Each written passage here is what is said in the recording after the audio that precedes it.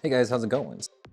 You see my hat? Well, I actually got 3 compliments on it today, and let me tell you, I would have loved to get those compliments if this hat was actually a fashion statement.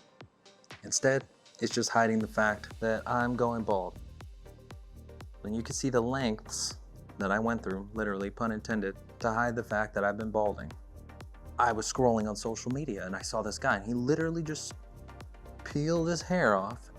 I didn't know that hair pieces got that advanced, like the whole lace front thing, the different materials, the thin skin, or these things are hair systems, all right, you know? So big thing for me, right, is that it's instantaneous. I'm about to go and do this thing, and then I'm gonna come back here and I'm gonna show you exactly what it looks like on me. Stay tuned, guys. I'll be right back. So I'm finally ready to ditch the bald lifestyle, the balding and hiding my hair, and get my hairpiece installed that I got from Superhairpieces.